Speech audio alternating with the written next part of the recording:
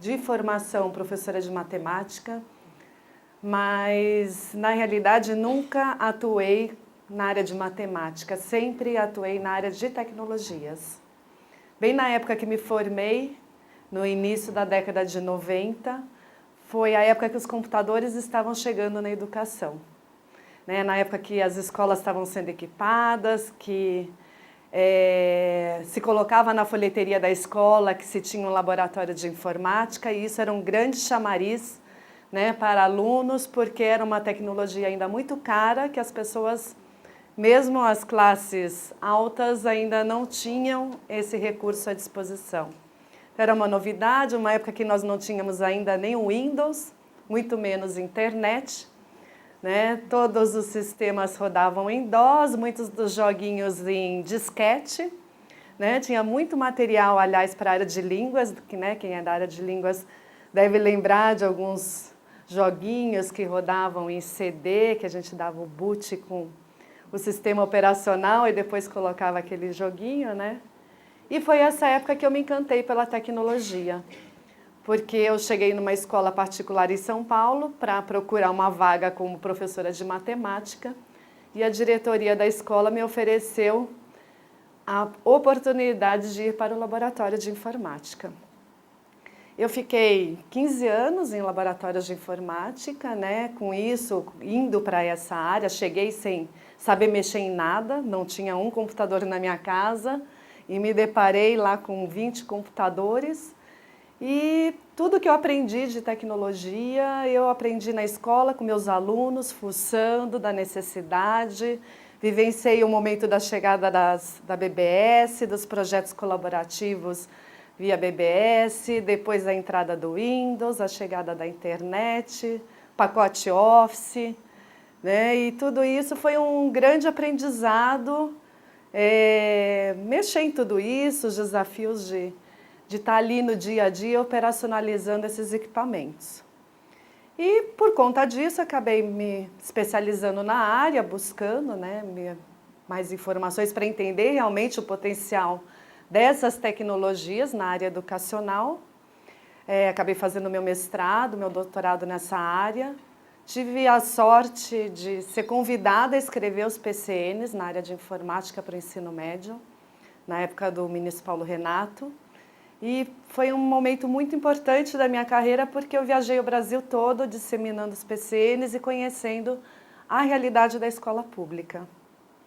E desde 2000, eu estou no Instituto Crescer, na direção do Instituto Crescer, que tem a sede aqui em São Paulo, mas hoje tem uma atuação internacional. A gente, além do Brasil, a gente trabalha com formação de professores na América Latina.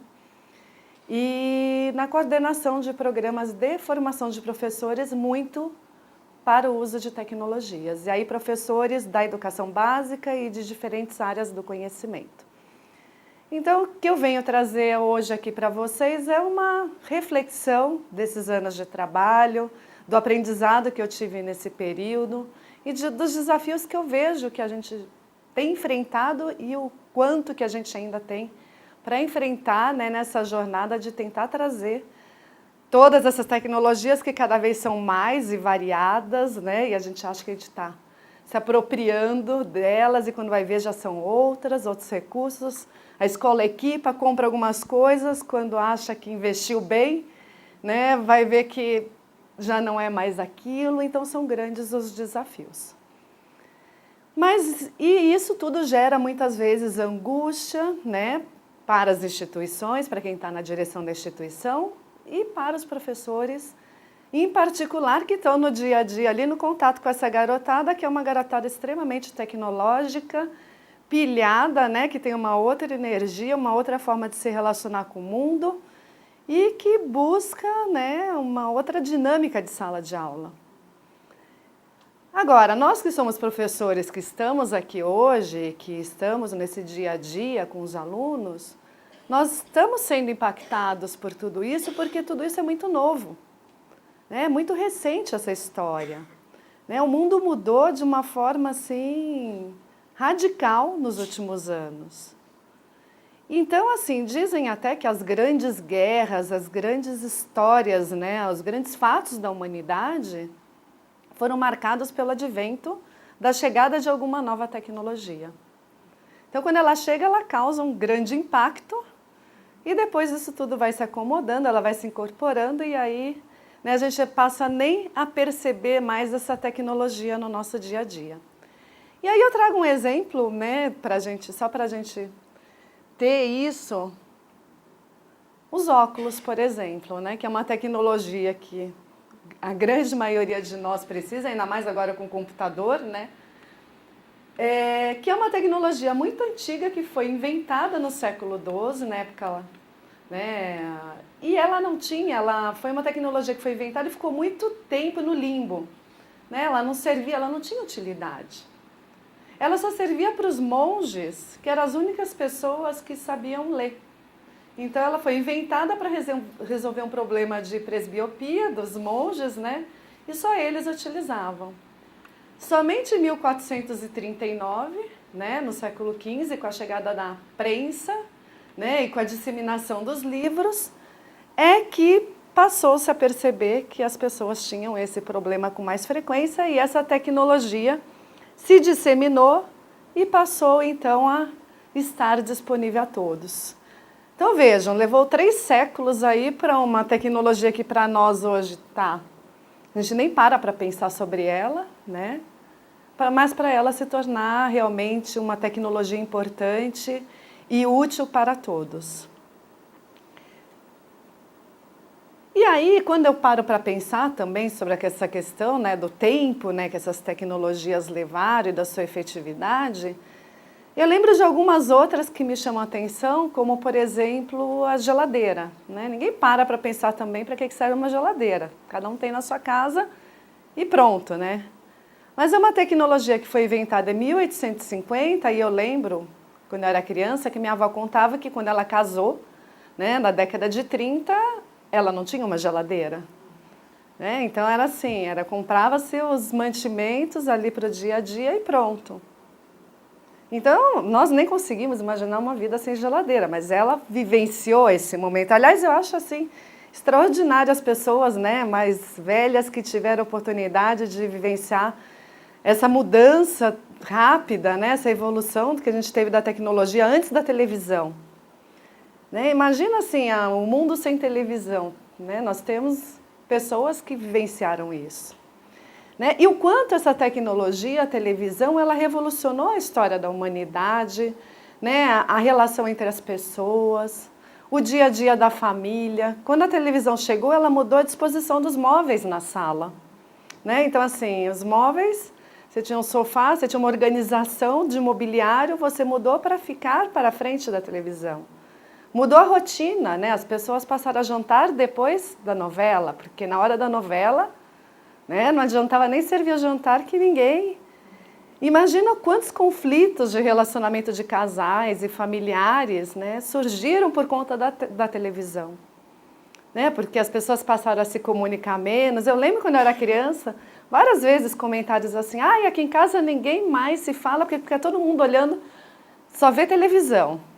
Aí a televisão ficou mais barata, deixou-se de ter uma televisão na sala, cada um passou a ter uma televisão no quarto. Aí criou-se o conflito porque agora os filhos não saem do quarto porque estão, né, vendo televisão. Foram todos os movimentos que foram acontecendo por conta da chegada dessa tecnologia, da disponibilidade, da massificação, né, que foi mudando a rotina das pessoas. E que hoje a gente não para também para pensar sobre a televisão, porque a gente já tem uma outra tecnologia, né, que já está também mudando muito, né, a nossa relação com o mundo, que não é nem o computador, mas é a tal da internet.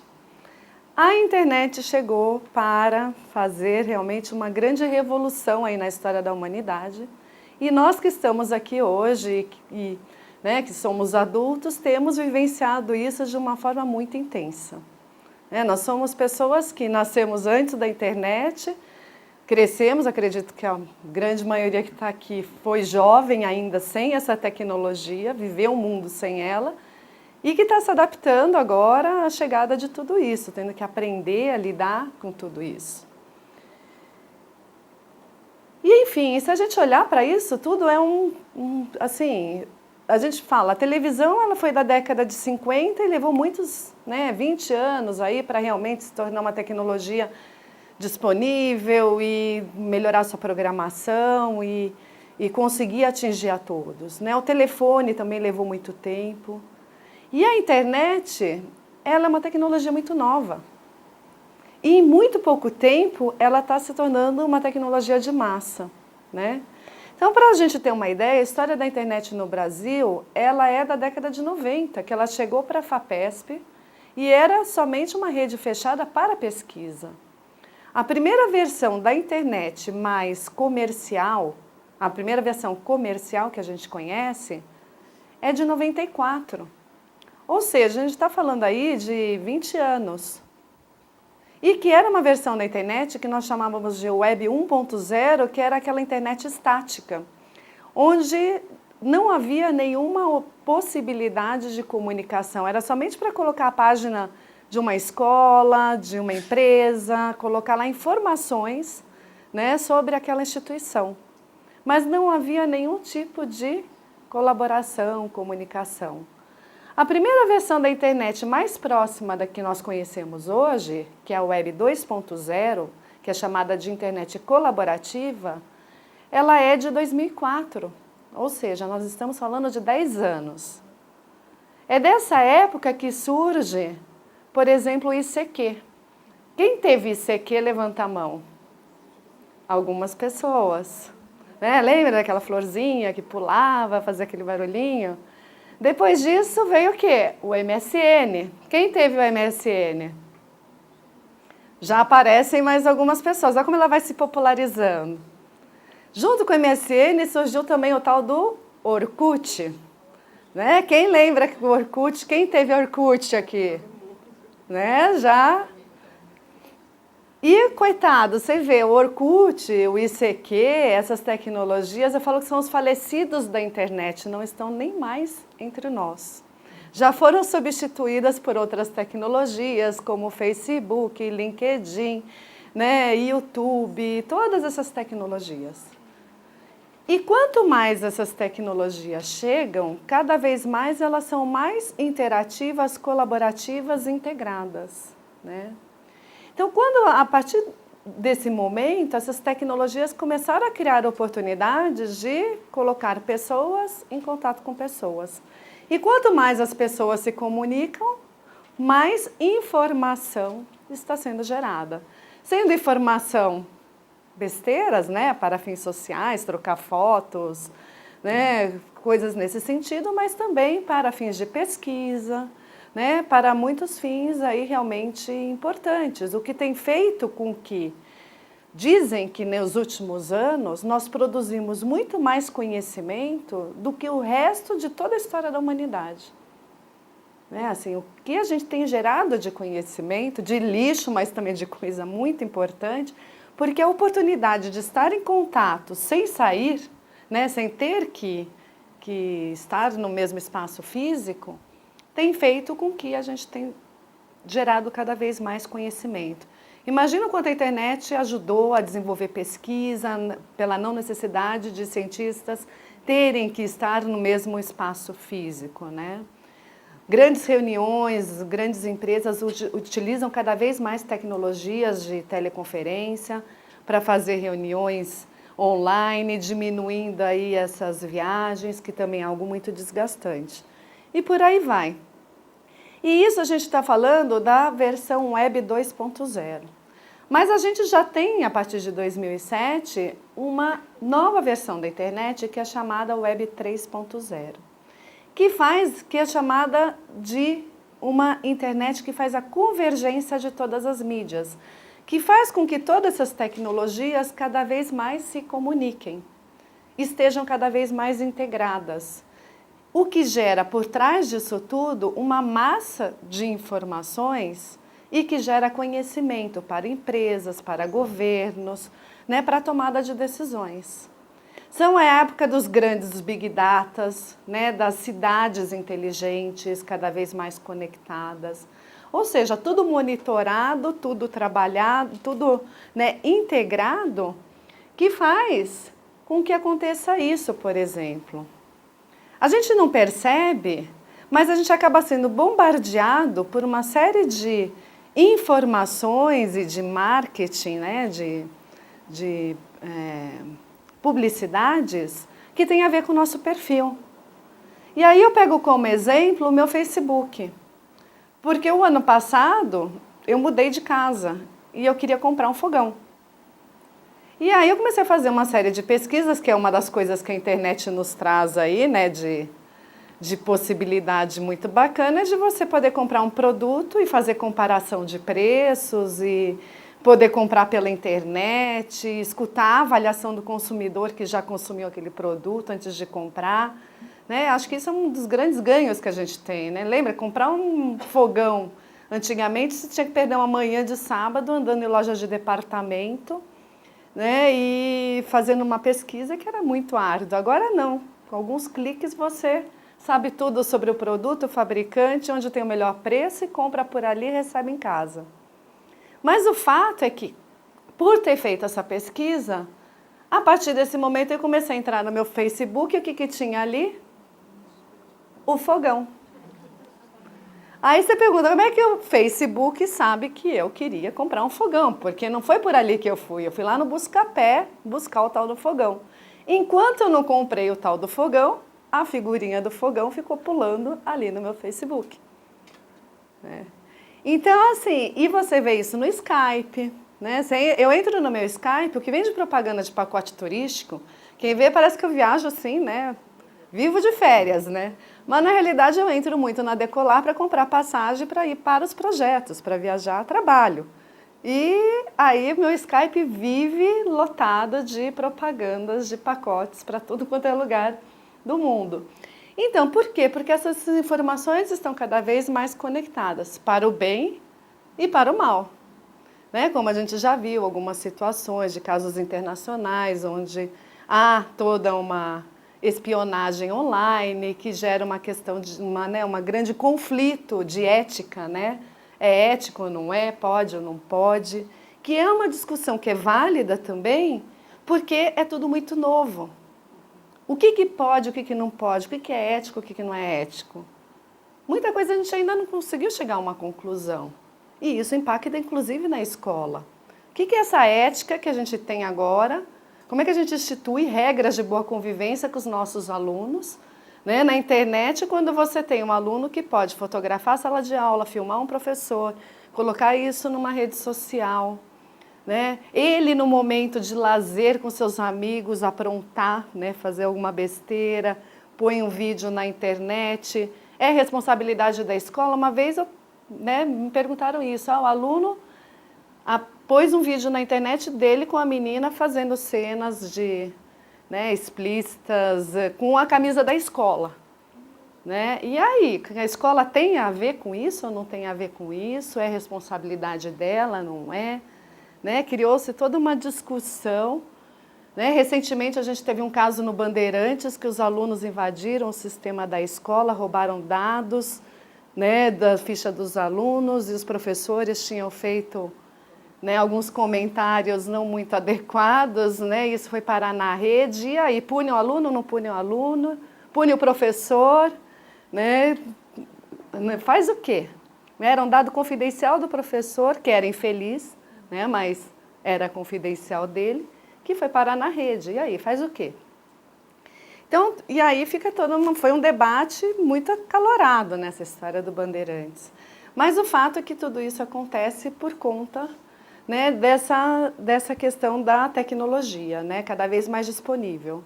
Outro exemplo é o tal do Waze, né, acho que aqui quem mora em São Paulo não vive sem essa tecnologia, e ela só funciona e funciona bem e nos ajuda muito porque ela é colaborativa. Então, diferente do GPS que nós tínhamos que traçava somente um caminho, o fato de ser um GPS com uma rede colaborativa faz com que você consiga monitorar mais os trajetos e definir os melhores caminhos.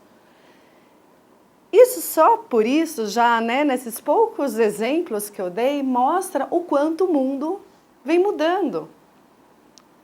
E de uma forma muito rápida. A cada dia a gente descobre um novo aplicativo, alguma coisa que venha mudar a nossa rotina. E isso tudo ainda é muito pouco, porque se a gente pensar, a gente ainda não tem toda a população brasileira conectada. A gente tem uma parte muito pequena da população brasileira conectada e da população mundial. Mas cada vez mais essa tecnologia está disponível, cada vez mais as pessoas estão conectadas e cada vez mais as pessoas estão inventando. E isso tudo é uma loucura que a gente está vivendo e que a gente não sabe onde vai parar. Para vocês terem uma ideia, dizem que até 2020 nós vamos ter muita coisa ainda que já foi inventada e que não está nem disponível ainda, né? Mas que em breve estará aí no mercado disponível. Que eles chamam de internet das coisas e tecnologias para vestir. Então, a internet das coisas é, por exemplo, uma geladeira inteligente que está atrelada aí a um sistema que quando você vai no mercado, você passa por esse sistema todos os produtos que você comprou, registra, à medida que você vai consumindo, vai dando baixa na sua geladeira. Um dia que você vai no mercado, você pega seu aplicativo, conecta com a sua geladeira e já sabe o que falta na sua geladeira para você comprar. Ou seja, não precisa mais da listinha, né, de compras no papel que a gente fez a vida inteira. A gente acha isso. Oi? Só o dinheiro. Ah, só. Bom. Ainda tem o cartão de crédito, né? Todos os créditos. Porque aí você pode pagar não só com cartão de crédito, agora tem sistemas online, moedas, né, virtuais. Cada vez mais eles vão inventando coisas, né? Para você se endividar, né? O pior é isso. Mas isso se a gente falar, nossa, que coisa lunática, né? Mas quando é que a gente imaginou que um dia nós poderíamos ter uma televisão em 3D na nossa casa? Né? Até pouco tempo o cinema 3D era algo assim, nossa, né? A gente vai no cinema em 3D. Agora você tem a televisão em 3D na sua casa. Ou seja, a geladeira com esse sistema, em breve estará disponível aí, todos terão acesso.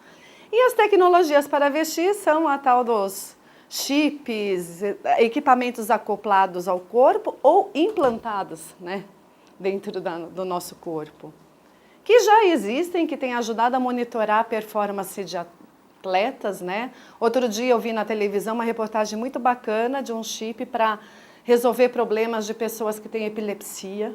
Então eles implantam um chip no cérebro da pessoa e isso consegue controlar de alguma forma esse problema.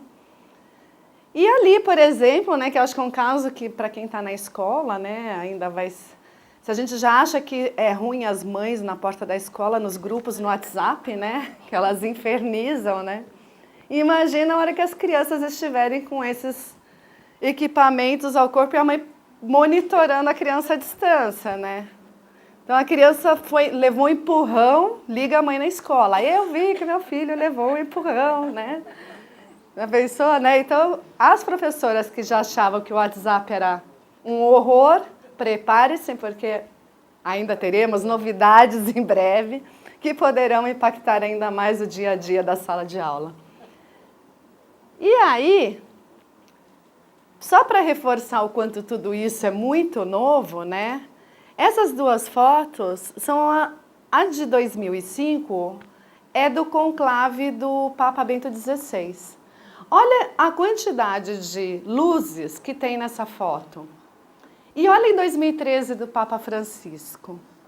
Isso são celulares na mão das pessoas sacando foto, postando na rede, contando para as pessoas que estavam ali. Olha a quantidade de informação que gerou somente nesse momento. E a gente está falando aí de 8 anos, né? Nós temos aí pessoas também de diferentes idades que estão utilizando tudo isso, né? Nós temos o que a gente chama de imigrantes digitais, que são aí os baby boomer, a geração X, que é a minha geração, que não nasceu com tudo isso à disposição e que com mais idade está tendo que aprender a lidar e a conviver com tudo isso. E nós temos aí os nativos digitais, né, da geração Y, que já está no mercado de trabalho, não está nem mais na escola conosco, a geração Z, que já está aí saindo da escola, e tem uma nova geração que ainda não foi nem batizada, mas que provavelmente vai ser chamada de alfa, que são os nascidos de 2010 em diante, né? E a cada ciclo de novas tecnologias que nós temos hoje, uma nova geração. Olha, antes a gente teve o baby boomer, levou muitos anos para ter uma outra geração, né, que foi a X. Agora não, a cada 3, 4 anos se constitui uma nova geração que tem uma nova personalidade, um novo jeito de viver e de se relacionar com o mundo. E que está atrelado à questão das novas tecnologias. O garoto da geração Y, que tem 30 anos, que nasceu no momento, né, que teve aí quando tinha 13, 14 anos, foram meus alunos lá na década de 90, que pegaram o começo aí da internet, já pensam e se relacionam de uma forma muito diferente dos meninos da geração Z, né? E que tem uma forma muito diferente de se relacionar com essa criançada que você vê que está com um tablet na mão, você vê um bebê. Né? Eu fui passar férias agora, num resort, e cheio de criança, e aquelas crianças na hora do jantar todas pequenininhas com tablet na mão. Então os pais comiam e davam tablet para a criança, para ela ficar quieta, para eles poderem comer. Eu fiquei impressionada com a coisa, e as crianças ali, mas elas ficavam vidradas, era uma coisa assim que você não via aquelas crianças se mexer, né, enquanto os pais estavam comendo. Enfim, são outras formas aí para o bem e para o mal também, eu nem vou entrar no mérito das questões negativas disso tudo, que acho que são muitas e a gente, né, teria aí não temos todo esse tempo para discutir. Tem uma pesquisa que a Fundação Telefônica fez em 2014, junto com a Escola do Futuro, o Instituto Paulo Montenegro, que eu acho que é muito bacana, que traz um pouco do perfil da geração Y, que são esses jovens, né, que estão no mercado de trabalho. Foram os meus alunos. E que diz que eles são movidos por uma nova economia, né, que eles são o tempo inteiro estimulados ao consumo, né, e isso tem a ver com o que eu mostrei lá do fogão. Há uma horizontalização do poder, né? Não há mais assim, numa estrutura dentro de uma empresa, né? A relação entre o chefe e os seus subordinados, ela é muito diferente do que era antes. Por quê? Porque eles têm acesso muito fácil a essas pessoas por meio das tecnologias. Qualquer pessoa entra em contato com qualquer pessoa. Você entra em contato com o presidente de uma empresa, o Papa Francisco tem Twitter, a presidente tem Twitter e você acaba se comunicando com qualquer pessoa. Isso estabelece uma outra forma de comunicação entre as pessoas. Não quer dizer que há falta de respeito. É uma outra forma de se relacionar. E que a gente tem que aprender a conviver. Tem uma série muito legal que está no YouTube, que a Globo fez, acho que em 2014, falando das gerações. Que vale a pena ver. Se você for no YouTube por Gerações e Rede Globo, TV Globo, passou no Jornal Nacional. São 5 vídeos de 10 minutos, que mostram o impacto na escola, o impacto no ambiente de trabalho e todas essas relações, que é muito legal. Eles foram muito felizes nessa série, que mostra exatamente como é que as pessoas estão, como é que um chefe, uma pessoa de 50, 60 anos convive no mercado de trabalho com um jovem de 35 que é seu chefe, né? Como é que eles se estabelecem uma boa relação? É bem legal. Eles são imediatistas, né? Extremamente imediatistas. É o aqui e o agora. E isso tem a ver com esse momento. A gente não tem muita clareza de futuro. Dizem que até 2040, muitas das profissões que vão existir não existem hoje. E se a gente olhar para trás, quando eu me formei, nós tínhamos o quê? 20 profissões, as clássicas. E hoje? Se você entrar nas universidades, você vai ver uma lista infinita de oportunidades de curso que a gente nem sabe do que se trata.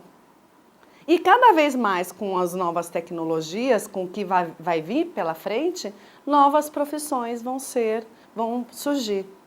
Então é muito difícil para essa garotada ter uma visão de futuro. As próprias tecnologias também elas são muito imediatistas. O Facebook, por exemplo, é uma ferramenta que registra o aqui e agora. Eu não sei se vocês já tentaram fazer o resgate de alguma informação no Facebook que vocês acharam interessante e que passou e depois você tentou buscar aquilo. É difícil achar, não tem uma ferramenta de busca. Você tem que ir voltando, e muitas vezes você nem encontra. Não é que o Mark Zuckerberg, toda a sua, né, os seus pimpolhos, não tenham competência de desenvolver uma ferramenta de busca. É que não é objetivo dessa ferramenta ser um repositório de informações. Ela é uma ferramenta para registrar o aqui ou agora. Tirei uma foto, pum. Vi uma frase, pum. Curti, não curti, né? Isso faz com que eles se tornem cada vez mais imediatistas. Há uma inconstância de conteúdos e saberes, né? Hoje eu sei, amanhã eu não sei. Hoje é verdade, amanhã não é verdade. Né? A ciência cada dia descobre mais coisas. Né? Ela desmistifica histórias, né? Conceitos históricos, conceitos... Né, planetas que vão surgindo, quantos planetas nós temos, né? Para nós, na minha época de estudante, era incontestável o número de planetas que nós tínhamos. E agora, né, já é uma outra realidade. Há uma diluição cada vez maior dos espaços físicos e isso a gente até acaba perdendo essa dimensão e junto com a relativação das fronteiras, a gente perde um pouco dessa noção do real e do virtual. A gente tem sistemas cada vez mais sofisticados de tecnologias de videoconferência e teleconferência que dão a impressão que as pessoas estão até no mesmo espaço. Você fala com qualquer pessoa em qualquer lugar do mundo, a qualquer hora e, né, sem custo. Sem custo, né, parece que é sem custo, mas não é tão sem custo assim. Mas o fato é que eu tenho um projeto na Argentina, eu falo com o Ministério da Educação lá, a pessoa que está coordenando meu projeto trabalha na Colômbia e eu estou em São Paulo. E a gente se fala o dia inteiro, por WhatsApp, por Skype, né? Com uma facilidade muito grande. E aparece junto com tudo isso uma narrativa não linear e multimídia, que é uma nova linguagem, que é a linguagem hipertextual. E que cada vez mais a gente tem que trabalhar na escola. Os nossos alunos têm que aprender não só a ler, na linguagem hipertextual, né, que um link te remete a um outro link, que te leva a outro link, que se você não sabe ler, né, nesse formato, você se perde na sua navegação e acaba não estudando nada. Como você também tem que aprender a produzir textos em linguagem hipertextual. E vocês que são da área de línguas, né, que eu acredito que seja a grande maioria aqui, são um público que pode ajudar muito para que os alunos desenvolvam essas competências. Cada vez mais a linguagem que são utilizadas em blogs, né, em wikis, essa linguagem hipertextual, ela vai fazer parte do nosso dia a dia. Ela vai ser incorporada cada vez mais ao nosso dia a dia. Então, eles também têm que aprender a produzir textos nesse formato. Bom, e aí eu chego então, né, a gente entendeu esse cenário, esse contexto que nós estamos vivendo. Vocês já tinham parado para pensar assim nesse mundo que nós estamos? Acho que a gente é impactado, mas não para assim muito, né? Um dia que eu fui comprar um cachorro para minha filha. Esqueci do microfone. Me impressionou quando eu fui ver um cachorrinho para minha filha, um filhotinho. E o rapaz disse que o cachorro era chipado. Aí eu me assustei, eu falei, como assim chipado? Ah, esse é chipado, esse não é. Porque já vem com chip, GPS, toda a informação. Então me assustou nesse momento, né? Aí que eu comecei a pensar, que loucura que estamos vivendo, né? É isso. Bom, vocês já estão chipando os cachorros, acho que os filhos também vão ser chipados, né, daqui a pouco, né? É uma loucura, né? Então a gente se surpreende a cada dia com uma invenção, né, que eles fazem. E tudo isso, se a gente for ver, tem uma palavra que hoje é uma palavra que está em voga, que é inovação, né? A palavra de ordem é inovação. Inovação em todas as áreas, inovação em todos os contextos. E a gente vê efetivamente inovação. Inovação no sistema bancário, que faz com que você consiga fazer tudo pela internet. Inovação na medicina, que faz com que o médico consiga fazer atendimento a um paciente à distância, a fazer uma pesquisa super sofisticada sobre, né, o problema daquele paciente. Mas aí quando a gente chega na escola, eu me pergunto, a gente consegue ver, né, nesse movimento todo, inovação na escola? Dizer que é isso, porque inovação é assim, uma coisa que era de um jeito e que agora é totalmente diferente. né? A gente não vê. Ou muito pouco, né? A gente vê, às vezes, a prática de um professor, um projeto que a escola organiza, né? Uma prática no processo administrativo, uma ferramenta que se estabelece para uma comunicação com os pais. Mas dizer que a escola é outra, que ela funciona de uma outra forma, que ela tem uma outra dinâmica, uma outra metodologia, né? Uma outra prática, uma outra forma de se organizar esse espaço, dizer isso, a gente não vê. E olha que eu busco, eu estudo, eu sempre estou buscando cases de escolas que estão inovando. E viajo muito e conheço muitas escolas, mas dizer para vocês que eu conheço hoje uma escola que é assim, realmente uma outra escola, eu não conheço. Na maioria das vezes, a escola ainda está organizada nesse formato, né? Ela ainda tem um professor que está ali à frente do processo, né? Assim como eu estou aqui, né? E eu estou aqui há meia hora com vocês, alguns já vão ficando cansados, alguns já estão ali no celular, estão me escutando, mas estão no celular. Agora imagina os nossos alunos que estão todo dia, 4 horas por dia, sentados, olhando o professor e sem poder mexer em nenhuma tecnologia. Né? Então assim, saca a tecnologia deles e tem que prestar atenção em mim. E eu tenho que ser muito legal e muito simpática, muito multimídia, né? Muito melhor que tudo isso aqui para poder chamar a atenção deles. Aí a gente diz, os alunos são apáticos, são alienados, não querem participar, estão em outro planeta. Eu pergunto, e professor, né, o que realmente essa estratégia sua está fazendo com que ele se torne mais interessado e participativo, né? Nós temos ainda uma educação que os alunos estão sentados, na maioria das vezes, enfileirados, né, fazendo provas, todos fazendo a mesma coisa ao mesmo tempo, né? E algumas vezes eu até tenho a tecnologia disponível. Há programas públicos, né, como um laptop por criança, que já faz com que a tecnologia esteja disponível. Mas o fato dela estar disponível não quer dizer que a gente está tendo sucesso. Muitas vezes eu canso de ver isso aqui. A coitada da professora Baby Boomer, angustiada, sofrendo, né? O diretor comprou toda a parafernália tecnológica, a escola se equipou, falou, olha, vocês têm que usar toda essa parafernália. Eu investi. Dizem que isso aqui vai ajudar com que os alunos fiquem mais interessados. Vocês têm que usar. Aí a coitada da professorinha que lá não nasceu com isso, não sabe, tem dificuldade, está lá já quase se aposentando, né? Não está mais nem, né, disposta para... Se dispõe lá a estudar, pega o neto, faz um PowerPoint lindo e maravilhoso, né? Investe lá o final de semana dela, deixa de ficar com a família, fazer aquele almoço tradicional. E aí chega na segunda-feira, ela projeta o PowerPoint dela e o que acontece? Os alunos continuam se matando. Porque o grande problema hoje na educação não é a tecnologia. A tecnologia é algo que veio, né, a fazer, né, a impulsionar isso. Mas o grande problema hoje é a nossa prática pedagógica.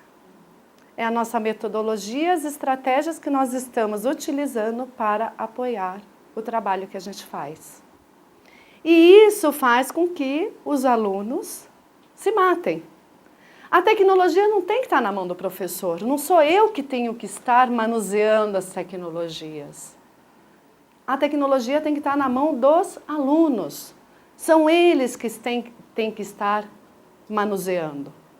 São eles que têm que criar coisas. Eles que têm que fazer pesquisa, criar jogos. Eu tenho milhares de softwares, aplicativos gratuitos, muito bacanas, que servem para a área de línguas, para criar jogos, que podem ajudar o aluno a aprender, né? aprender mais sobre a área. Agora, se eu perco meu final de semana inteiro criando um joguinho para eles, né, ele vai jogar em 1 minuto. E aquilo vai se tornar chato. Já jogaram. Agora, se ele tem que criar o jogo, ele vai ter que aprender a lógica de programação, ele vai ter que estudar sobre o assunto para poder criar aquele jogo, né? Aí ele cria o jogo, outro aluno joga, aquilo cria significado, tem significado e ele aprende. Então não tem sentido nenhum vocês ficarem perdendo tempo criando jogos para os alunos. Agora, aproveitar a estratégia de jogo, as ferramentas disponíveis para eles criarem jogos, isso eles vão achar o máximo, vão se envolver e vão se encantar e vão produzir coisas que a gente nem imagina, porque eles têm uma criatividade muito legal. E aí eles não vão ficar se matando. Eu não vou nem entrar no mérito da avaliação também, porque acho que é uma outra discussão, né, que rende, né, e a gente ainda tem muito a aprender sobre isso.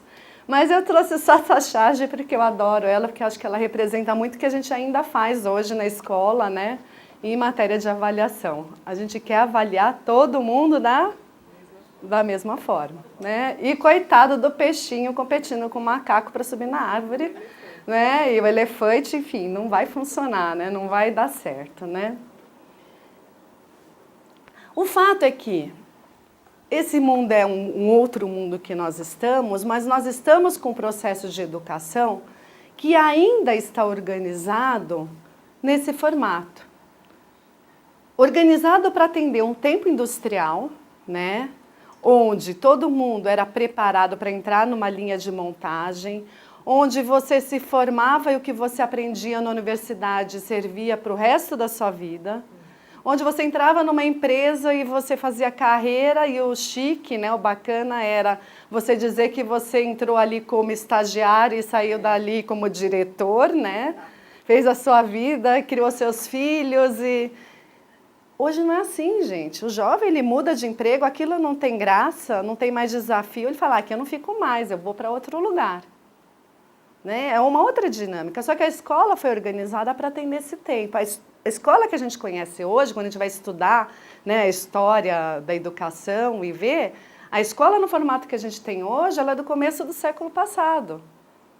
Com a chegada, né, das tecnologias, da industrialização, das linhas de montagem, o famoso filme lá do Charlie Chaplin mostra bem do Pink Floyd também, lá do The Wall, né, mostra todo esse processo em cadeia, todo mundo sendo preparado para sair no mesmo formatinho. E que fazia sentido para um momento, né, da sociedade, da economia que nós vivíamos. Só que agora o momento é outro. A escola foi organizada para atender um calendário agrário.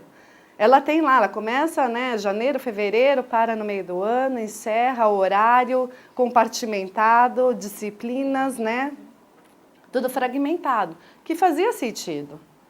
Agora, com as ferramentas que a gente tem à disposição, que você pode aprender a qualquer hora, em qualquer lugar, com qualquer pessoa, aqui eu posso aprender... Eu, por exemplo, gosto de estudar inglês falando com os velhinhos nos Estados Unidos. Tem um programa que você pode falar, né, com as pessoas da terceira idade que se dispõem a conversar com alguém que para eles é muito bom, porque eles têm contato, oportunidade de fazer alguma coisa. E para mim, por exemplo, que, né, tenho dificuldade na língua, para ter uma conversação com um nativo. Então, é muito legal. Olha o quanto eu posso aprender, né, com uma pessoa da terceira idade que né, um nativo, um americano. Oi? Eu passo para vocês, eu não sei de cor. É um programa voluntário, é bem legal. Eu passo, depois vocês me passam. E para atender um currículo, e a gente está organizado também ainda para atender um currículo medieval. Então, assim, uma preocupação de ensinar tudo a todos. Então, é aquela assim, a gente tem aqueles livros e tem que aprender, né, tudo aquilo que está... E aí, o que é esse tudo?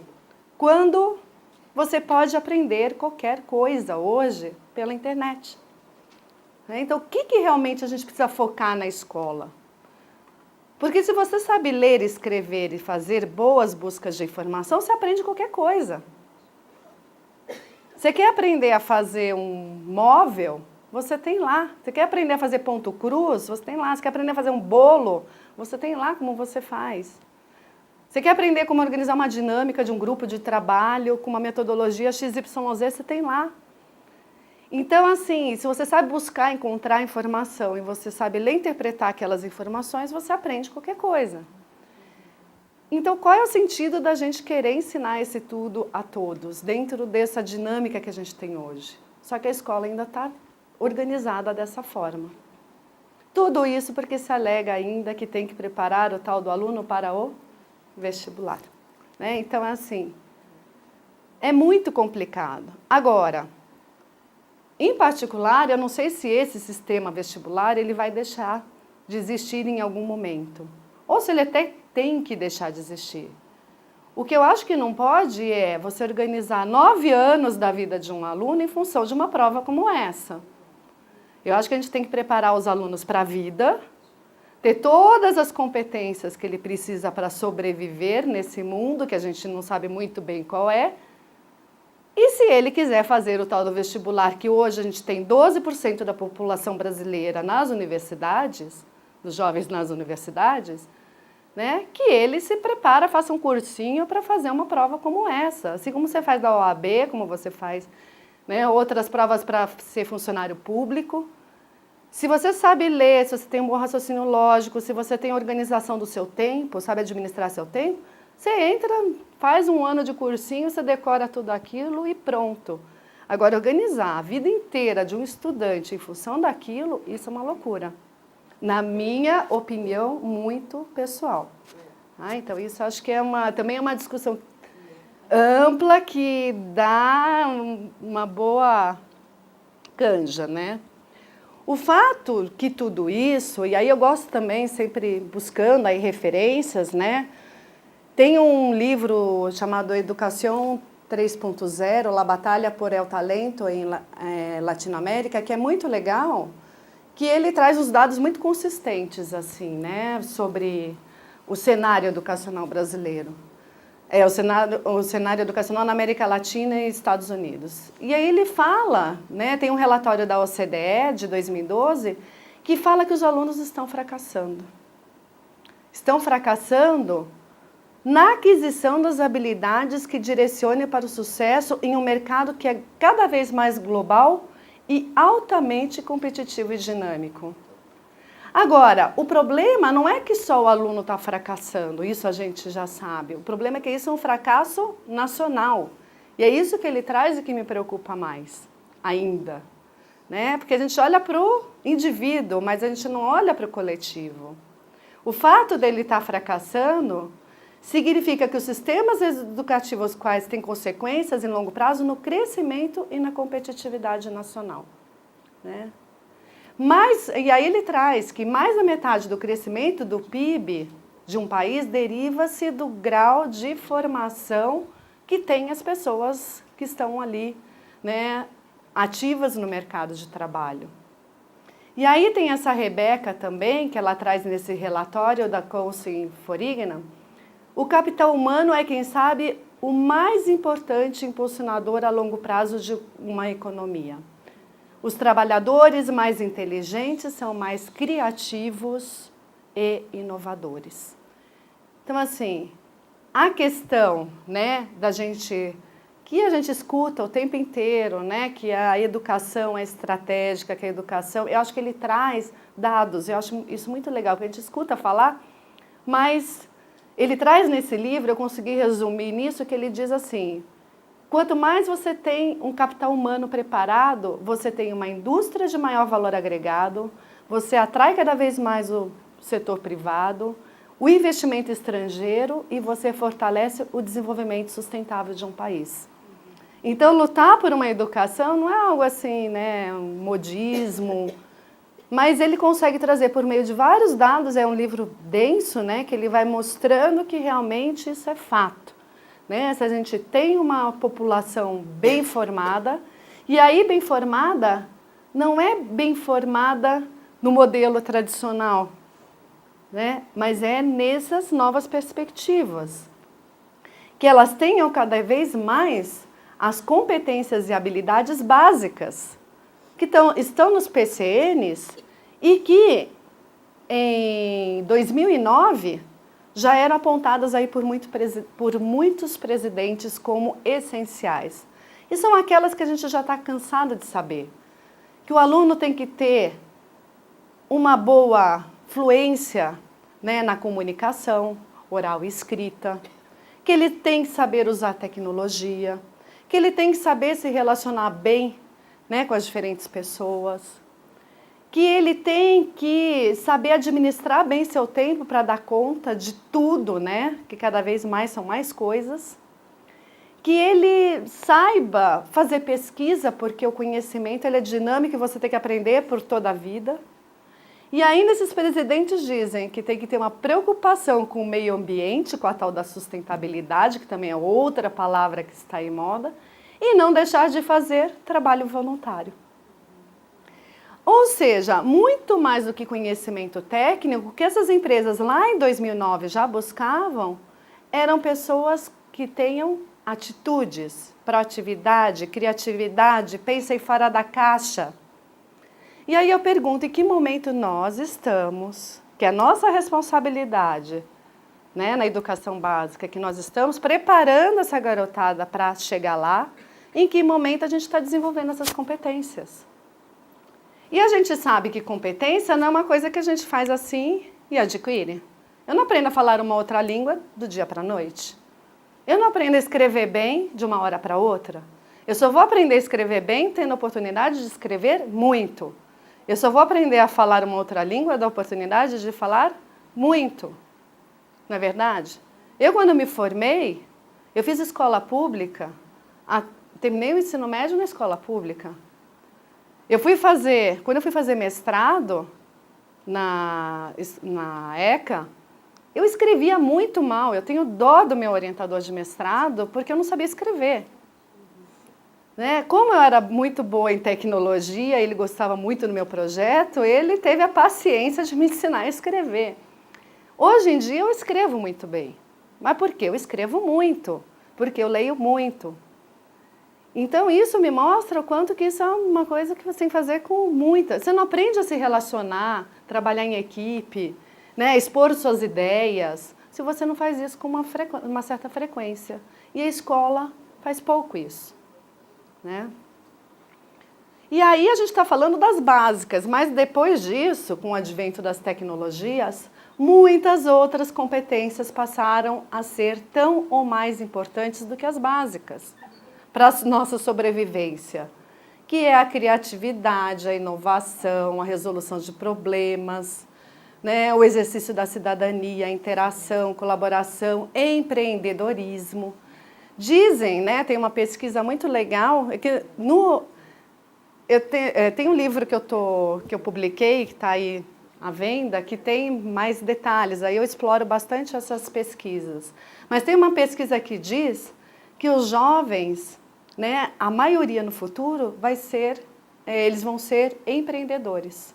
Eles não vão mais trabalhar, né, numa empresa, eles vão abrir um negócio próprio.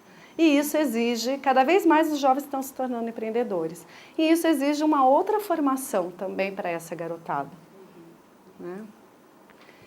Outro, né, desse mesmo livro do Educação 3.0, que me chama a atenção também, que confirma que a gente não está entregando, né, se a gente pensar assim, que a gente tem que entregar um aluno, está lá na LDB, né? A gente tem que preparar o aluno no final do ensino médio para dar continuidade a seus estudos, ingressar no mercado de trabalho e exercer a sua cidadania, nós não estamos entregando. Não importa se eu trabalho com Fundi 1, com Fundi 2 ou com Fundi médio, com ensino médio. O meu olhar tem que ser lá na frente. Né? O que eu vou entregar, né? Que jovem é esse que eu vou entregar lá na frente? E aí, nesse livro também, a gente mostra que os líderes de negócio argumentam que existe uma profunda desconexão entre o que as escolas ensinam, isso América Latina e Estados Unidos, tá? E o que realmente se requer para que um trabalhador tenha sucesso. Então, assim, a escola faz algo que não tem nada a ver do que... O menino chega lá na frente, ele fica perdido e ele tem que achar um jeito de se reinventar para poder sobreviver, né? As multinacionais são responsáveis por 2,1 milhões de empregos na América Latina, né? Por gerar mais de 780 milhões de dólares em ingressos anuais. Mas elas optam por investir a maior parte do seu dinheiro em outra parte do mundo. Elas vêm aqui, né? Usam da nossa estrutura e investem lá. Porque elas não veem muito sentido na América Latina e nos Estados Unidos, né? Um relatório do BID de 2014 mostra que 80% das empresas creem ser muito difícil, 80%, gente, é muita empresa, dizendo que tem muita dificuldade de encontrar, né, pessoas com as habilidades básicas e socioemocionais que eles precisam para atuar no seu dia a dia. As pessoas não têm essas competências, né? E tem um relatório da Deloitte, também de 2012, que diz que os investidores estão buscando economias emergentes, dinâmicas e com uma força laboral educada. Então, assim, aonde quem está investindo, Finlândia, esses países que realmente estão à frente, esses jovens têm cada vez mais oportunidades, né? E o último relatório que também me deixou angustiada, né, que é esse relatório que mostra, né, o quanto nós estamos gerando negócios. O único país, né, que da lista de 180 países, eu acho, que está, né, que está gerando negócios é o Chile. E que é na América Latina realmente o país que tem uma melhor educação, né, que está em 40º lugar. A Argentina está em 124 e o Brasil ainda está atrás da Argentina em 130. Né? Então, assim, é uma loucura esses dados, assim, se a gente olha com eles com muita atenção. Outra área que eu gosto muito de acompanhar é a área da neurociência voltada à neuroeducação. Porque ela nos mostra como as pessoas aprendem. E ela nos indica que as pessoas hoje, né, as crianças e os jovens, são outros. Algumas características eu já mostrei por aquele levantamento da Fundação Telefônica, mas os estudos também mostram que cada vez mais as novas tecnologias estão trazendo novas formas de operar a leitura e escrita, que é essa forma de você trabalhar com a linguagem hipertextual. Isso faz com que o aprendizado ele aconteça de uma outra forma, ele não é mais linear, ele é por conexões. Então, por isso, trabalhar cada vez mais com mapas conceituais é uma estratégia muito bacana que ajuda os alunos, né, a fazerem uma leitura mais geral dos dados. Com o advento das tecnologias, cada vez mais nós processamos informações de uma forma muito mais rápida. Né? E isso dá a sensação, às vezes, para a gente que o tempo voa, né? Porque o tempo inteiro a gente está trabalhando, o nosso cérebro está trabalhando, nós estamos processando informações, sendo bombardeados por informações. E aí dá a impressão que as pessoas mais velhas estão num outro movimento, em outra... Né? Tem muito... Eu sento, às vezes, do lado no estagiário, no escritório, eu fico nervosa. Se eu começo a fazer uma pesquisa com ele no computador, ele vai e passa. Eu falo, calma, eu estou lendo aqui. Não é? Você está começando a ler, ele já... Não, mas eles não leem. Olha... Eles souberam ler depressa, mas não quer dizer que eles leram mais depressa. Não, eles têm uma habilidade. Às vezes eu vou sentar com alguém mais jovem do que eu para analisar uma planilha. Eles conseguem fazer de uma forma... mais rápida do que a gente faz. Algumas coisas especializadas. Então, eu tenho a menina do administrativo, que é meu braço direito, às vezes eu vou trabalhar em planilhas com ela. Eu estou pensando ainda, ela já trabalhou o dado, já fez, já mudou, já está na outra planilha, já foi, já voltou. Eu estou pensando esse dado aqui. Dá para você esperar eu ler, né, e entender? E aí dá uma angústia, né, mas é outro movimento. Agora, isso tem a ver com o que a senhora falou, o próximo item. Eles absorvem bem informações visuais, respondem bem a vários estímulos, mas processam e refletem pouco. Então, como eles são expostos a muitas informações, né, eles conseguem olhar para tudo isso. Agora, o fato de dizer que eles estão lendo, que eles estão analisando, refletindo, pensando sobre isso, não é verdade.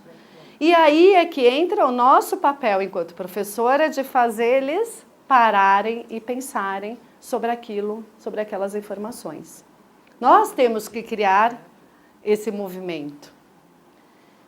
E também é fato que os jogos de videogames também são estímulos muito interessantes, né? Jogos, qualquer tipo de jogo eletrônico, porque eles estão muito acostumados e podem ajudar no aprendizado. Mas se não tem uma intervenção do professor, se ele não está ali junto, isso pode otimizar o péssimo. Aquilo que já era ruim pode se tornar ainda pior. E aí, uma vez eu visitei uma escola aqui em São Paulo que tinha comprado tablets para todos os alunos. E aí eu fui ver uma sala de aula, né, que estavam utilizando os tablets. Eu entrei nessa sala, entrou junto comigo, né, o técnico de informática com um carrinho lotado de tablet, né, parecia uma nave espacial. Né, distribuiu os tablets e pediu para os alunos entrarem num joguinho de matemática. E aí eles começaram a jogar. Eu olhei a sala toda entretida lá no joguinho e parei do lado do menino que ele estava alucinado lá apertando no tablet. Eu falei, o que você está fazendo? Era um joguinho de multiplicação, né? Parecia um Tetris, aquele que vai caindo as pecinhas, né? E aí ele, não sei, tô aqui, né? Aí, nesse momento, eu parei e olhei. Era uma sala de quarto ano, eu acho. A professora auxiliar estava no fundo da sala, corrigindo os cadernos. O técnico encostado no carrinho, lá na frente, assim. E a professora regente não estava nem em sala de aula. Eu pergunto, esse momento foi um momento de aprendizagem significativa para esse menino em particular? Não. O jogo era muito legal para aprender multiplicação, que é muito chato, né? E está dentro de uma dinâmica que eles gostam. Mas o fato da professora não estar ali, orientando aquele garoto que estava com dificuldade de, né, interagir com o jogo, entender as regras da multiplicação, fez com que aquele momento não fosse um momento adequado. E aí eu fico até com dó do pai, né, que paga uma fortuna numa mensalidade de uma escola dessa, porque aquela hora-aula daquele aluno foi uma hora-aula perdida. Então eu digo que a tecnologia, eu acredito demais no potencial das tecnologias, né, para a gente propiciar boas oportunidades de aprendizagem. Mas se ela não for muito bem pensada, se ela não tiver, né, um objetivo muito claro, uma intencionalidade, né, num trabalho que a gente desenvolve com os alunos, eu digo que a gente pode otimizar o péssimo. E aí os alunos vão fazer o que não devem. Porque eles sabem usar, eles vão entrar nas redes sociais, eles vão aprontar, vão fazer bullying com o outro. Agora, se você tem uma proposta muito clara, com um tempo muito curto para desenvolvimento daquela proposta, com um desafio que oportuniza a criatividade, a mão na massa, eles vão se envolver. E isso eu tenho muitas experiências da garotada não querer nem ir embora. Né? Acaba a aula, não quer ir embora. Não, peraí, não tem, porque está realmente envolvido e produzindo algo muito bacana. Né? Exatamente, muito motivado. Então a gente tem que, não pode achar que a tecnologia vai resolver todos os nossos problemas, né, de relacionamento com os alunos. Muito pior, muito piores, aliás, né, porque está ali, fotografou, filmou, jogou na rede. Né? Então, assim, a dimensão do problema, né, é muito maior. E aí, bom, entendendo esse cenário, né, contexto de vida, entendendo o cenário escolar, o que a gente pode fazer para ter cada vez mais, né, sujeitos sonhadores e que tenham um projeto de vida, que esse aluno consiga, né, pensar o que ele quer ser? Que ele esteja preparado para esse mercado de trabalho que a gente viu, né? Que ele esteja motivado para estar na escola né, e queira estar ali, que nos deixe felizes, né? Porque acho que não tem satisfação melhor para um professor do que o aluno ir embora feliz, né? E que ele seja cada vez mais um cidadão crítico e participativo e que a gente tenha uma sociedade aí com uma condição melhor do que nós estamos hoje, né? o que a gente precisa realmente fazer. Eu não tenho resposta, porque eu acho que nós estamos, como eu disse, num momento muito especial da história da humanidade. Nós que estamos aqui, estamos vivendo um momento de revolução tecnológica muito profundo que eu acho que nunca a humanidade vivenciou. Né? Essa revolução das oportunidades de interação, colaboração, né, que nós estamos vivenciando, está fazendo com que as coisas mudem de uma forma muito rápida. Essa angústia que a gente sente, eu acho que ela é condizente com o momento que a gente vive. Pode ser que os futuros professores, um momento lá na frente, as pessoas vão estar muito mais tranquilas e nem vão estar preocupadas com essa discussão que nós temos hoje. Mas eu tenho alguns indícios para mim. Né? Primeiro que do jeito que está, não dá mais. Né? A escola, do jeito que ela está formatada hoje, ela já não cabe mais, e aí tem uns dados também que vão confirmar isso para a gente. Que a gente tem que se reinventar. E aí eu acho muito legal essa frase de Ken Robson. Ele tem um livro também muito legal que eu li, que eu esqueci o nome do livro, mas tem um TED dele que está no TED, né, muito legal, que eu acho que é o TED mais escutado, né, na área de educação. É o TED do Ken Robson. E ele diz que nos últimos anos a população mundial duplicou de 3 bilhões de habitantes para 7. Somos o maior número de habitantes que jamais habitou a Terra. As tecnologias digitais estão transformando nossa forma de trabalhar, jogar, pensar, sentir e nos relacionar. Essa revolução só está começando, e pelo que a gente já comentou hoje, realmente só está começando. Os velhos sistemas educativos não foram criados com esse mundo em mente. Melhorá-los a partir dos sistemas tradicionais não resolverá os desafios que enfrentamos na atualidade. Não temos que repará-lo, e sim transformá-lo. Nós temos que realmente pensar fora da caixa, né, nos abstrair de todos os nossos preconceitos e reinventar essa escola. Agora, qual ela será, é uma grande questão. Algumas coisas que, para mim, né, eu acho que são indicadores que a gente deve ter em mente para pensar essa nova escola. Que ela tem que cada vez mais ter traços de aprendizagem significativa, porque isso se perdeu. Né? O aluno, e o que são traços de aprendizagem significativa? Acho que cada um olhar para si, na sua vida, na sua trajetória pessoal, vai lembrar de alguns momentos que aprendeu alguma coisa, ou na escola, ou com a avó, ou numa viagem, e que nunca mais esqueceu. Isso é aprendizagem significativa, aquilo que eu aprendo que eu nunca mais esqueço. E se eu parar para olhar para esse momento, né, da minha aprendizagem, com certeza eu vou lembrar que tiveram presentes algumas características.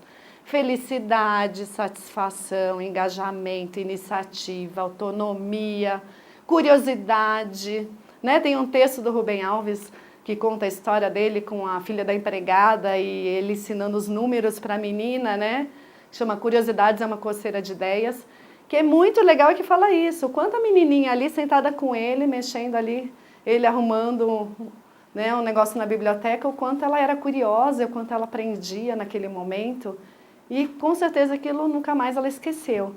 E tem que fazer sentido para a vida. Essa escola, que eu não sei qual é, ela tem que criar cada vez mais, né, olhar cada vez mais para as competências. Né, as básicas, que já estão lá nos PCNs, né, há muito tempo, e também essas mais inovadoras de empreendedorismo, protagonismo, exercício da cidadania, que também inovação. E tem algumas metodologias, né, alguns estudos, algumas metodologias que vêm surgindo, né, com toda essa história, e que têm sido boas, que tem alguns cases que têm mostrado algumas boas estratégias, né? Então, assim, trabalhar cada vez mais por aprendizagem baseada em problemas, aprendizagem baseada em projetos, né? Flipped Classroom, gamificação, aprendizagem personalizada, colaborativa online, né? Aprendizagem colaborativa online, eu acho que não tem nada mais, uma oportunidade maior do que para a área de línguas do que essa. A gente tem um programa lá no Instituto chamado Aprender em Rede, que é um programa para as escolas trabalharem de forma colaborativa online em cima de temas. A gente cria um tema, né? Por exemplo, troca de receitas regionais. E na área de línguas, por exemplo, imagina que rico é um aluno do Brasil trocando uma receita com uma criança na Inglaterra. E o quanto isso se torna significativo. Informações sobre o seu país, contar. Né? A gente tinha um que chamava Jovem Embaixador, onde ele tem que apresentar o lugar onde ele vive, filme, fotografa e conta. Né? O quanto que o aluno vai aprender da necessidade de ter que contar como é que é o lugar que ele vive para uma outra pessoa. E o quanto que ele vai aprender quando receber um vídeo, né, de uma criança, né, na Inglaterra contando o lugar que ela vive. Então, o que a gente precisa? Internet, um grupo fechado no Facebook, né, uma ferramenta como Skype para criar momentos, né, deles estarem falando, né, juntos. Ou seja, ferramentas que estão aí disponíveis e muito tranquilas da gente usar. O que a gente precisa é usar a nossa criatividade e estar disposto a fazer algo diferente, né? E, enfim, né, trabalhar cada vez mais com programação, também é legal. Repensar cada vez mais os conteúdos, né, que nós estamos trabalhando na escola, ver realmente aquilo que é essencial, que não dá para deixar. E aí, por exemplo, a Austrália já tem essa prática há muitos anos, né, de um aluno pode escolher aquilo que ele quer. Tem um currículo mínimo básico, mas a grande parte do currículo ele já pode eleger o que ele quer estudar de acordo com o seu perfil, né, o seu interesse pessoal. Repensar as estratégias de ensino que tragam cada vez mais, né, o aluno para o centro do processo, né, dando oportunidades dele criar, né, dele meter a mão na massa, dele trabalhar em projetos, que isso tenha um sentido para a vida dele. Repensar cada vez mais as ferramentas, né, que a gente utiliza, e nem sempre o computador é a melhor ferramenta. Acho que a escola tem 1000 outros recursos que podem ser tão ou mais interessantes que o computador. Repensar a proposta de avaliação, e aí nós temos N ferramentas hoje, né, digitais, gratuitas, que ajudam a criar portfólios dos alunos, a fazer uma avaliação mais customizada. E repensar cada vez mais o nosso papel enquanto professor, né? Que é muito mais um mediador desse processo do que alguém que está lá na liderança do processo. Né? A gente aprende muito, inclusive, com os alunos. Também do Ken Robson, desse livro dele, que eu esqueci o nome agora, mas ele diz que essa nova educação, né, é criar boas oportunidades de aprendizagem para pessoas reais, de comunidades reais, em um mundo em constante evolução. A experiência é pessoal, mas os problemas são cada vez mais globais. Ou seja, essa educação que a gente tem que pensar, ela tem que ter um equilíbrio entre o rigor e a liberdade. Então, não é libertinagem, né? Não é deixar aí laissez-faire fazer o que quer. Tem que ter, né, também momentos formais, sistematizados, direcionados, mas tem que ter liberdade também, tem que ter um equilíbrio entre a tradição e a inovação, né? Entre o indivíduo e o grupo, a teoria e a prática, o mundo interior e aquele que nos rodeia. Achei tão legal isso, então assim, né, é o equilíbrio entre tudo isso, não é jogar tudo fora, descartar o que a gente faz, mas olhar também para as questões, para outras questões, que acho que a gente está fazendo pouco isso ainda. Trabalhar cada vez mais dentro dos conceitos de educação 3.0, e eu acho que o Jim Langle e o Fulham, eles trazem esses conceitos de uma forma muito próxima, né? E eles dizem, os dois cunharam o conceito em 2013, e que diz que são alunos e professores produzem em conjunto, empregam ferramentas apropriadas para a tarefa e aprendem a ser curiosos e criativos. Só que acho que Fulham ainda traz uma questão a mais, que ele fala com professores como agentes de mudanças. Então, assim, ainda o fato da gente trabalhar junto, em colaboração, aprender junto, não quer dizer que eu sou igual ao meu aluno. Eu, como uma pessoa mais sênior, vou liderar esse processo de aprendizagem.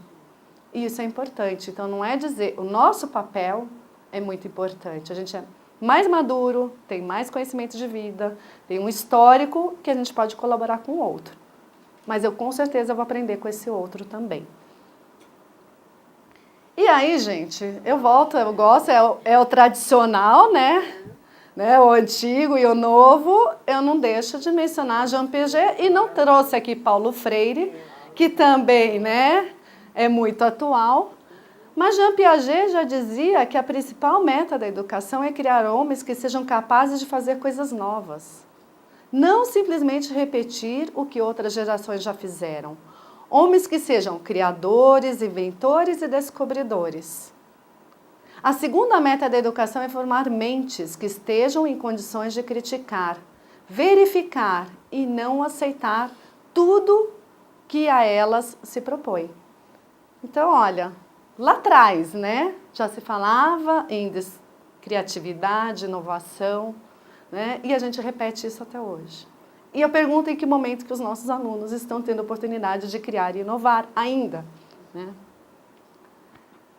Trabalhar cada vez mais, eu acho que pensar nessa nova escola cada vez mais organizada pela prática de projetos. Acho que a gente também já fala muito de projeto há muito tempo. E muitas vezes eu vejo muitos lugares onde eu ando que os professores ainda têm muita dificuldade de diferenciar projeto de ensino de projeto de aprendizagem. As escolas ainda trabalham muito na perspectiva dos projetos de ensino, que são aqueles onde o tema, todo o direcionamento, toda a proposta nasce do professor. E que acho que é válida e existem boas metodologias, como o WebQuest, para apoiar uma prática como essa, que pode encantar os alunos e que pode fazer com que eles façam bons trabalhos. Mas a gente ainda trabalha muito pouco na perspectiva dos projetos de aprendizagem. E essa eu acho que teria que cada vez mais estar presente, que é os temas nascerem dos alunos. Eles trabalharem dentro dos seus temas de interesse. Eu até vejo o projeto de aprendizagem mais no Fundamental 1, onde os alunos trazem suas perguntas curiosas e começam a trabalhar na investigação daquelas perguntas curiosas, né? Mas aí quando você vai avançando, não dá tempo, que eu tenho que tratar o currículo, que o conteúdo, que tem que cumprir. E aí esquece as perguntas curiosas dos alunos, joga tudo para lá e vai para o direcionado do que eu quero que ele aprenda. Mas eu acho que a gente tem cada vez mais pensar nos projetos de aprendizagem, aí tem várias metodologias muito bacanas, como o Design Think, Projeto Amora, o Instituto mesmo, o Instituto Crescer, desenvolveu uma metodologia para projetos de aprendizagem que chama Crescer em Rede, que é muito legal, e que geram boas oportunidades de aprendizagem. O Papa Francisco também, ele vem valorizando muito a prática, ele tem sido levado essa bandeira da educação, né, à frente. Ele é um grande incentivador da educação e das novas tecnologias, ele acredita muito no potencial da internet para colocar pessoas em contato com pessoas, para conhecer outras culturas e aprender a se respeitar, e isso pode ajudar, né, a fomentar a paz mundial. E ele traz o conceito do aprendizagem e serviço. Aprendizagem e serviço é um conceito de aprendizagem onde tem que ter essas 3 diretrizes. Solidariedade, né, criar oportunidades dos alunos vivenciarem uma experiência de solidariedade. Protagonismo dos alunos, que essa experiência seja pensada pelos alunos e não uma escola inventar de ir fazer uma visita num asilo ou levar lá para o Piauí, né, para fazer trabalho na comunidade, mas é eles pensarem esse projeto e que isso depois seja atrelado com o currículo. Então, essa experiência depois venha a ser atrelada com aspectos que a gente tem que tratar no currículo. Eu achei muito legal essa iniciativa, tenho visto algumas experiências bem legais nesse sentido. E aí eu gosto também dessa frase de Sartre que diz que o ser verdadeiramente livre é aquele que consegue realizar os seus projetos. Então a gente tem que trabalhar muito nessa perspectiva. E aí não é qualquer projeto, né, que é um bom projeto. Dizer que eu trabalho com projetos na escola não quer dizer que eu estou trabalhando com um bom projeto. Porque um bom projeto ele tem algumas características. Primeiro, ele tem que ter conteúdo relevante, né? Então só vale a pena trabalhar se realmente aquilo for fazer a diferença. Ele tendo conteúdo relevante, que pode ser um conteúdo que eu traga, ou que meus alunos queiram, né, saber, ele tem que ter questionamentos abertos. Eu posso até propor um tema, ser um projeto de ensino, mas eu não preciso todo mundo investigando a mesma questão. Eu posso fomentar o interesse por aquele tema e os alunos, né, pesquisarem a partir dos seus interesses pessoais. Ele tem que ter o espírito de exploração, tem que gerar curiosidade, interesse de, né, buscar, estudar aquele tema. E aí eu falo que o professor é igual um artista, ele é igual, né, um padre, um rabino, ele tem que mobilizar pessoas, ele tem que encantar, ele tem que fazer com que as pessoas estejam envolvidas, né, dentro daquele seu desejo. Você tem que convencer o outro a entrar naquela sua história que você quer. E aí, por isso que não é qualquer pessoa que é um professor. Né? Porque esse poder, isso é um dom. Né? Assim como tem a pessoa que toca um instrumento, tem o dom, quem joga bola tem o dom, o professor, poucas pessoas têm esse dom de ser aquele. Eu acho que cada um aqui teve algum professor na vida que falou, esse era o professor. Ele te encantava, você olhava para ele, você ficava encantado, você queria ir na aula dele, você ficava apaixonado, né? Quando a gente era jovem, ficava até apaixonado por esse professor, né? Porque ele encantava, ele fazia você entrar toda aquela história, né? Aquela fantasia. Tem que dar oportunidade de voz e escolha esse projeto. Então eu posso ter o tema, né? Tudo isso, mas eu posso deixar os meus alunos escolherem como eles vão apresentar o resultado daquela pesquisa. Eu não preciso ter todo mundo fazendo um PowerPoint. E eu ter depois a apresentação dessa pesquisa. Olha que coisa chata, o mesmo tema, as mesmas perguntas e 10 PowerPoints. Quem se... né? Então, assim, é muito chato. Então, assim, deixa... eu quero fazer vídeo, eu quero fazer uma folheteria, eu quero fazer uma campanha, eu quero fazer um teatro, né, uma dança, sei lá, deixa eles criarem, discutirem, aí eles vão se sentir desafiados, vão criar coisas que nós nem imaginamos. Tem que incluir processo de revisão e reflexão permanente. É muito comum na escola a gente ver o professor dar um tema de pesquisa e recebe o trabalho final. Tem que criar momentos intermediários para que os alunos apresentem o que já descobriram. Se eles fazem... Quanto tempo? Tá, dá certinho, tá acabando. Se você cria esses momentos intermediários, assim como nós temos no mestrado e no doutorado, não tem o momento da qualificação? Você que tem uma banca, que você apresenta o que você já descobriu, as pessoas vão avaliar, né, o que está bom, o que não está, e ainda vão direcionar seu trabalho final. Isso tem que acontecer na escola também. Se a gente cria esses momentos intermediários, os alunos se sentem valorizados o seu processo de pesquisa, evita o tal do copia e cola, né? Eu sempre falo, a gente diz, o aluno copiou e colou da internet. Eu pergunto, professor, em que momento você ensinou esse aluno a fazer uma boa pesquisa?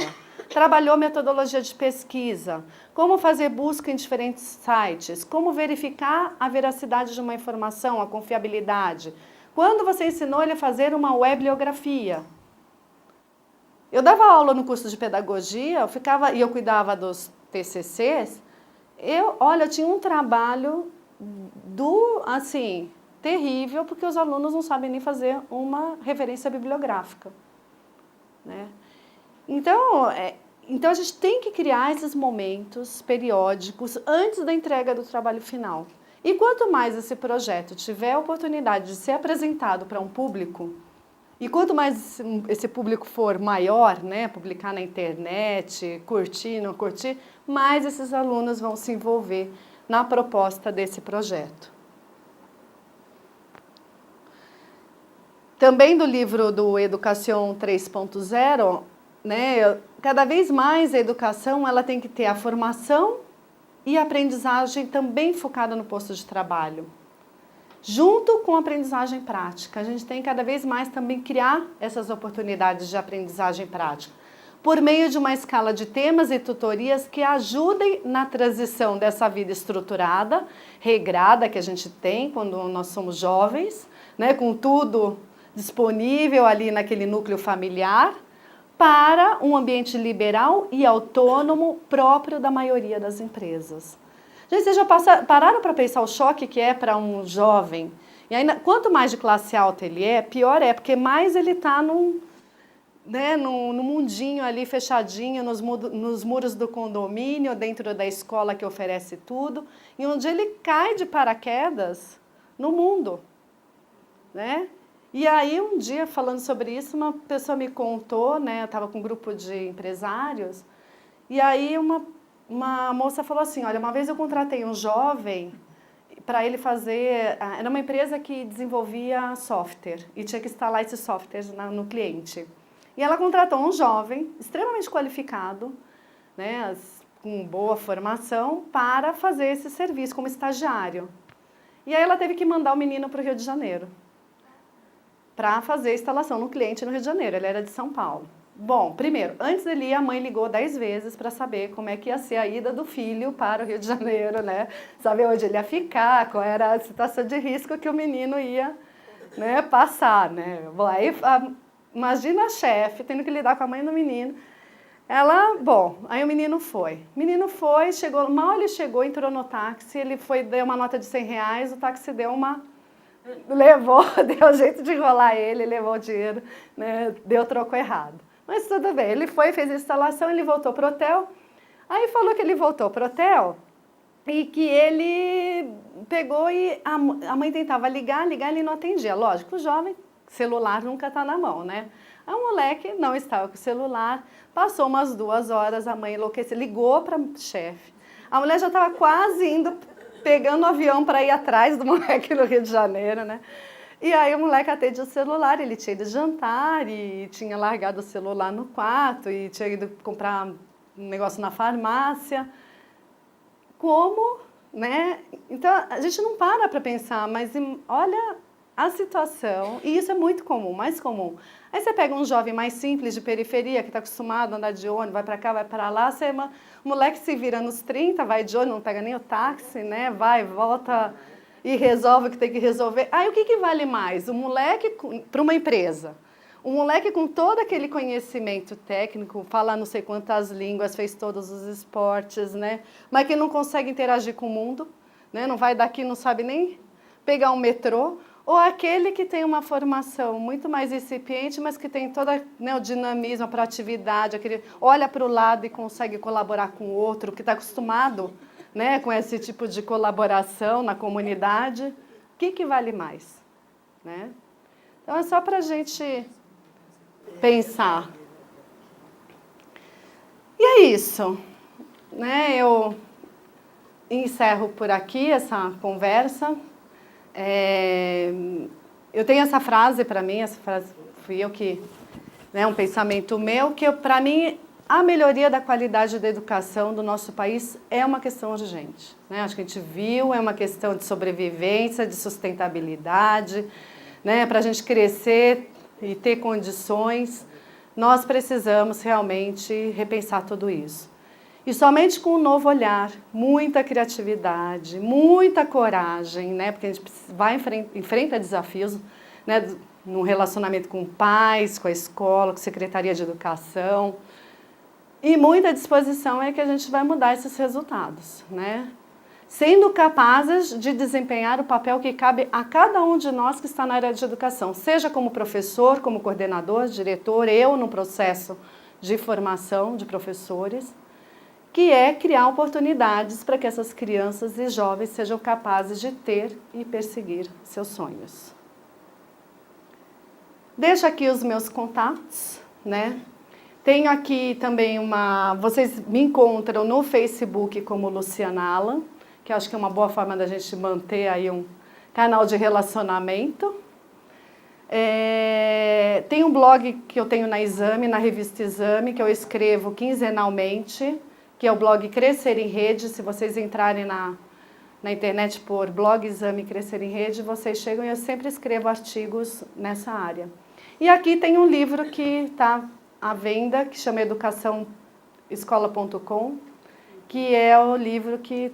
Isso aqui é um pedacinho aí do que eu trato lá, daí com mais detalhes, tá? O que vocês acharam? Faz sentido? Faz. Obrigada. Alguma dúvida, alguma questão, alguma colocação? A gente tem 5 minutinhos. Ixi, espera. 1, 2, 3. Tá. Vem aqui por conta do que eles estão filmando. Um minutinho. Eu tenho uma carreira de secretária de 20 anos, né? Cresci, né? Trabalhando, telex, máquina de escrever, máquina eletrônica, computador, etc. Me formei em professora, FMU, português e inglês, estudei alguns idiomas. Mas eu me tornei professora em 2000, sendo professora voluntária. Então, esse, como você colocou, não é só estudar, mas levar o aluno, o cidadão, a ser cidadão, e fazer para o outro também. Então, onde eu retomei esse voluntário, que hoje, através de uma escola, né, não sei se eu cito o nome ou não, mas assim, eu fui muito feliz e me tornei professora há 16 anos, meu foco é mais particular, que eu trabalho mais este outro lado, através de um trabalho voluntário. Então, você colocou aí, né?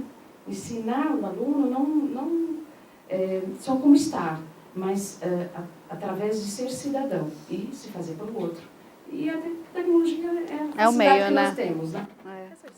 Obrigada. Muito bom. Pode ir.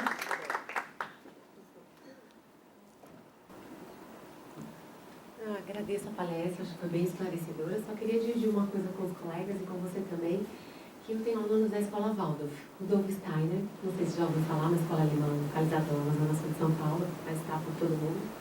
E eu, com essa minha prática pedagógica dos últimos 30 anos, tenho alunos particulares, eu trabalho com aula de inglês, eu vejo muito essa diferença, né, que eles se colocam, eles não são a favor do uso da tecnologia, essa pedagogia, em contrapartida com a escola que sempre me cobrou essa atualização, laboratório de iPad, diário eletrônico, não existe nem mais canetinha para a gente assinar ponto. Né?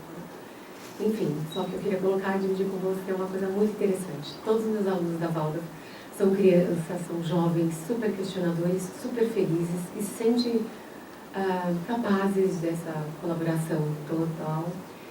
E em contrapartida, meus outros alunos super estressados, super nervosos, alunas nervosas quando não fazem a unha para fazer uma aula. Então, eu queria dividir aqui com vocês essa questão da tecnologia. O quão bárbara ela pode ser ou quão neurótica ela pode nos deixar. Muito obrigada. Muito bom. Eu só coloco uma dúvida, né? Eu conheço bem Conheço bem, não. Eu conheço de ler, assim, que eu gosto dessas metodologias diferentes, né? Eu só tenho dúvida se é a tecnologia que faz com que a Waldorf ou a escola tradicional, uma seja mais estressante do que a outra, né?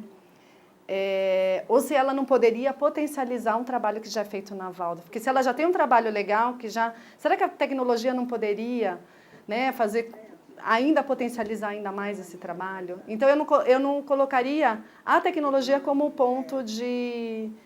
Não é isso, e que eu falei no começo, não é isso que está fazendo com que a escola não seja boa. É a nossa prática pedagógica. Ela está aí como apoio. Então, será que dentro da metodologia Waldorf, ela não poderia ser ainda mais interessante se a tecnologia não estivesse em algum momento presente para esses alunos? Mais né? criativa também. Então, eu não colocaria o peso, não acharia que é ela que está impactando, mas a metodologia da escola tradicional. Né? E aí eu já concordo. Pode. Mas vem aqui, por favor, porque tem o vídeo. Você quer aparecer? Ai, perdi essa oportunidade. Desculpa, 5 minutos de glória. Bom dia. Meu nome é Rose, eu sou professora de PLE na Argentina. E eu queria comentar justo isso, que a gente vem aqui, né, eu passo as minhas férias no Brasil, então eu venho aqui me qualifico, busco, levo material novo e eu até saí já desse lugar. E eu dava aula numa escola lá que se chama, não vou dizer o nome. Mas é assim, a dona da escola é semi-analfabeta. E ela é brasileira e se casou com um tipo que tem plata, né? E, então é assim, você chega lá, você tem uma orientadora pedagógica, lógico, não sei porquê. 5 minutos você fala sobre verbos, 10 minutos sobre adjetivos. Você não pode sair daquilo. O aluno pergunta, não pode responder. Essa é a tecnologia dela. Ela tem, isso que você falou do trabalhar online como se estivesse ao vivo, ela tem toda a parafernália, é uma escola muito bonita, fisicamente bonita, mas é horrível de se trabalhar, que você trabalha tensa. Você não pode chegar, não pode cumprimentar o professor, não pode conversar com os alunos. Gente, até o médico dá o celular dele, ali não pode. Tá? Por quê? Depois, lógico, eu descobri os porquês. Ela é brasileira, é semi-analfabeta, ela estudou em escola de interior, lá de Pernambuco.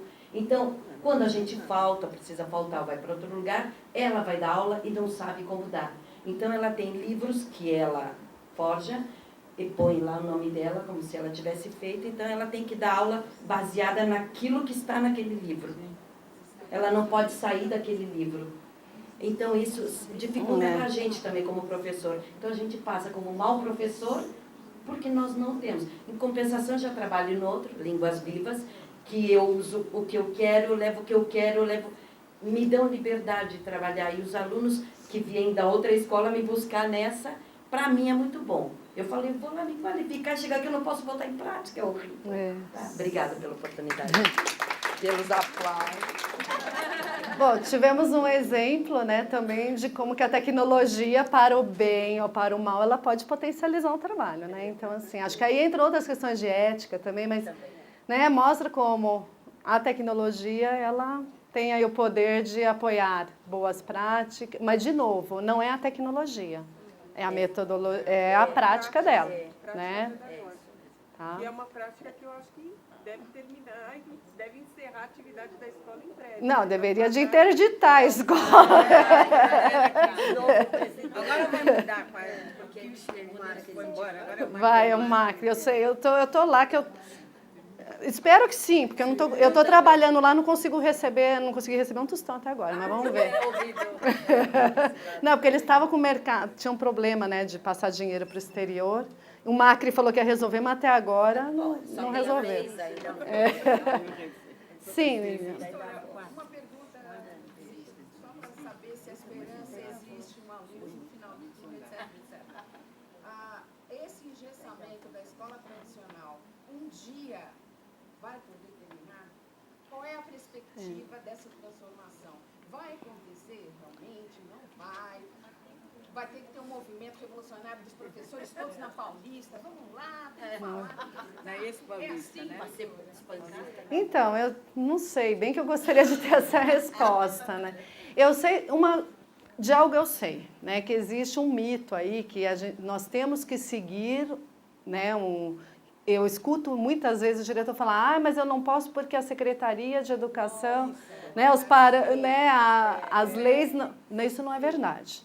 Você tem escolas no Brasil que são autorizadas e que têm metodologias diferenciadas, como a Waldorf e como outras, como escolas públicas, como você tem as escolas apoiadas pela Fundação Telefônica, né, eu esqueci o nome delas agora, que tem já a do Rio de Janeiro, também lá do Morro do Alemão, que já tem uma outra dinâmica, tem trabalho por projetos, alunos multisseriados. Há a possibilidade de você trabalhar diferente. Eu acho que está muito mais assim, falta realmente a gente começar. E é vontade, entendeu? É vontade política, é vontade pessoal, é coragem de uma escola, porque vai ter que enfrentar os pais querem o tal do vestibular, né? Só acreditam na escola que põe aluno no vestibular.